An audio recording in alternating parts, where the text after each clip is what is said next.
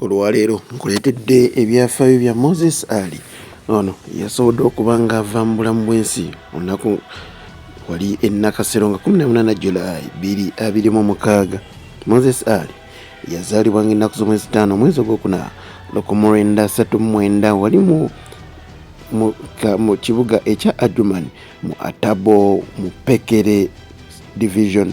Ono yazaalibwa taata we Muhammad Ali wamu n'omukyala Veronica Ali wali mu disitulikiti ye Adjumani. Moses Ali ebitabo bye nno yabitandika kikeerezi anti oluvannyuma lwa maama ne taata okufa nga n'emyaka 11 gyokka bw'atyo n'afuuka enfunzi. Mu 1957 Moses Ali mwana tosobola okugattagattamu awo n'olaba myaka emeka gy'atuuliramu ekibiina ekyomusanvu wali eri mu Repair Church of Uganda.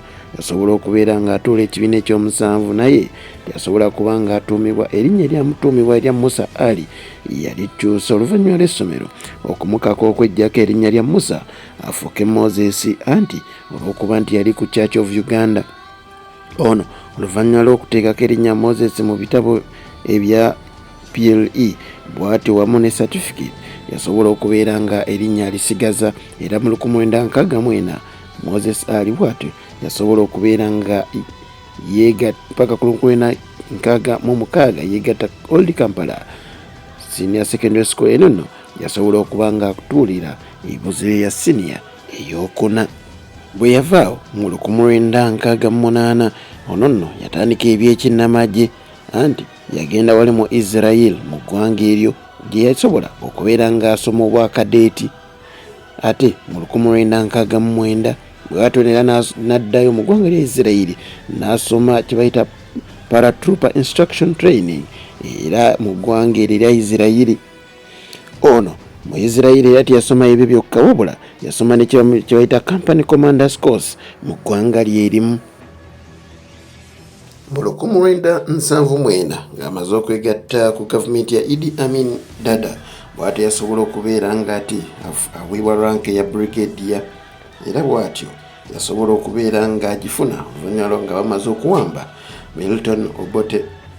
Mu biseera bya Amin, Moses Ali bw'atyo yasobola okubeera ng'afuna ebifo bingi nnyo ddala bye yalimu nga Minister of Provincial Administration era wanaafuukalako ne Minister of Internal Affairs era yaliko n'ekya Minister of Finance.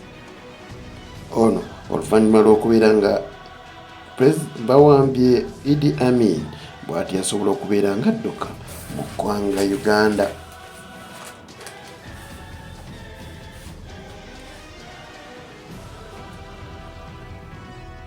Ono bwe yadduka mu ggwanga Uganda bw'atyo yasobola okuba nga taddukira wala wabula yaddukira wali mu South Sudan era eno yasobola okubeera nga mwanattu yasobola okuba nga akola ekibiina ky'abayiikira era bwe yamala okubeera nga atandika ekibiina ky'abayiikira ekimanyiddwa nga Uganda National Rescue Front abasinga kyabamanyi nga UNRF ekyasobola okuba nga akiteekawo alwanyise Obote.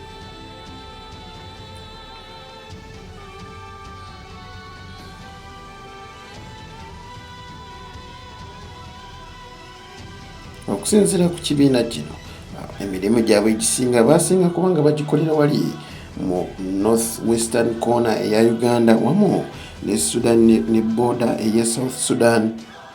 Naye mu 1986 General Museveni bwe yasobola okuba nga awamba bw'atyo yasobola okubeera nga ayogera ne Moses Ali era ne batuuka ku nzikiriziganya ey'emirembe era eggye lya Moses Ali bw'etyo ne lisobola okuba nga lyegatta mu National Resistance Army era kaakati ye UPDF era liri mu UPDF kati wentwogerera.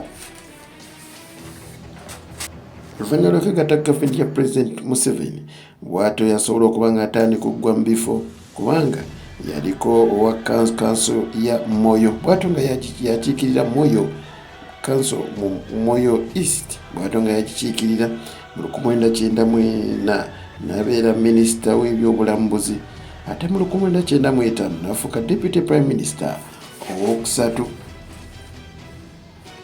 Mu 1994 ono nno yafuuka fuufa president w'eggwanga lya Tulino Uganda ate mu 1996 n'atandika okuweera MP wa Adjumani era n'afuuka second deputy prime minister ate nga ye minisita w'ebyobusuubuzi wamu n'amakolero.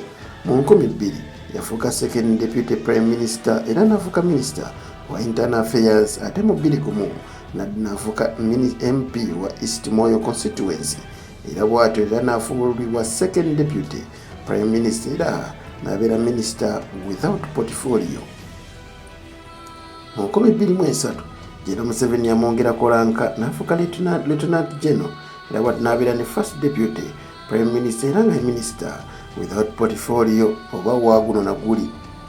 Mu 2011 yafuulibwa third deputy prime minister ate era n'afuulibwa nga ye mumyuka wa prime minister mu paalamenti y'eggwanga Uganda 2012 bw'atyo n'afuulibwa generaali.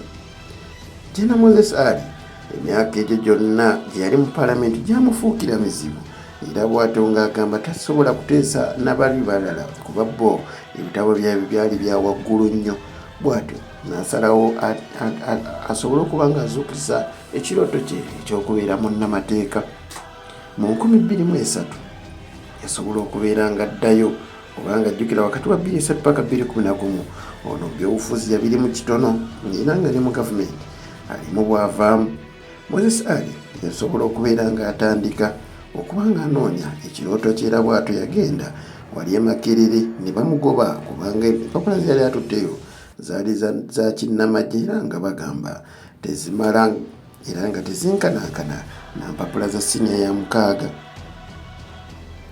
era kye yakola teyaggwamu maanyi bw'atyo n'agenda mu University of Wolverhampton bw'atyo wali mu ggwanga lya Bungereza n'afuna certificate of higher education mu mateeka.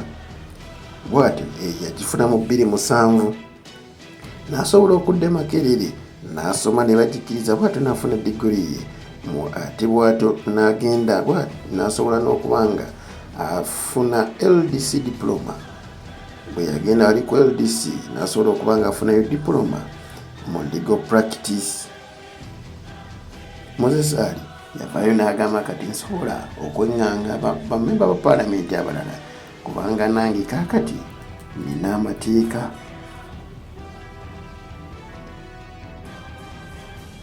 Moses Ali ajja kujjukirwa nnyo olw'embeera gy'abaddemu n'egy'abadde ayekoleramu abantu ba West Nile era abadde bamwagala ennyo abamwagadde ne kaseera ke akavannyuma ne bwe yajjanga mulwadde nnyo ne yeesimbawo baamuwa akalulu kubanga baali bamwenyumirizaamu.